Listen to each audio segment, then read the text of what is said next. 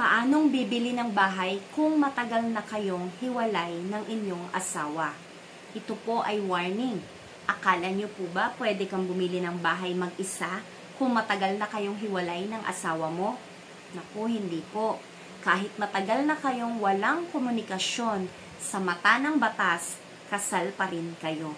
At dahil doon, apektado ang pagbili nyo ng property. Kung hindi nyo po alam ang legal process, baka hindi mo maiparehistro sa pangalan mo ang bahay na gusto mong bilhin. Sa ilalim po ng ating Family Code ng Pilipinas, ang lahat ng properties na binili ng isang kasal na tao ay automatically considered conjugal property, kahit matagal na po kayong hiwalay. Ito po ang unang senaryo. Kasal, pero hiwalay ng walang annulment. Ang kailangan po ay written consent ng asawa mo para sa pagbili ng property.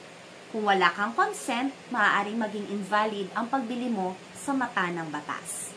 Ang ikalawa po nating senaryo, yung kasal pero may legal separation. Kahit legally separated ka na, hindi ibig sabihin ay pwede ka nang bumili ng property ng mag-isa. Kailangan mo pa rin patunayan na hindi conjugal property ang pera na ginamit mo sa pagbili. Scenario number 3, kasal, pero may annulment na. Kapag na-annul na ang kasal mo, may property settlement dapat. Kung tapos na ang division ng conjugal assets, pwede ka nang bumili ng bahay sa pangalan mo lang.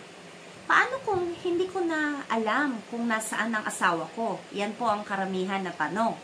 Kung hindi mo siya makontak o ayaw niyang pumirma, kailangan mong dumaan sa legal process gaya ng judicial separation of property para maalis ang conjugal rights niya sa bibilhin mong bahay.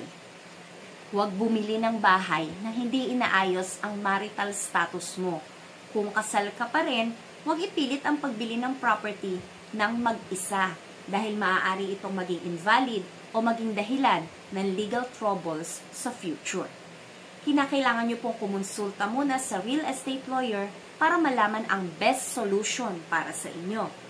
Kung wala pang annulment o legal separation, pag-usapan kung paano maaayos ang consent ng asawa mo. At kung hindi mo na mahanap ang asawa mo, alamin kung paano mag-file ng judicial separation of property.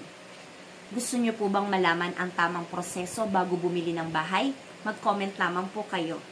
This is Natalie Concha of VS Concha Realty. Laging tandaan, real estate is for everyone. Let's learn and grow together.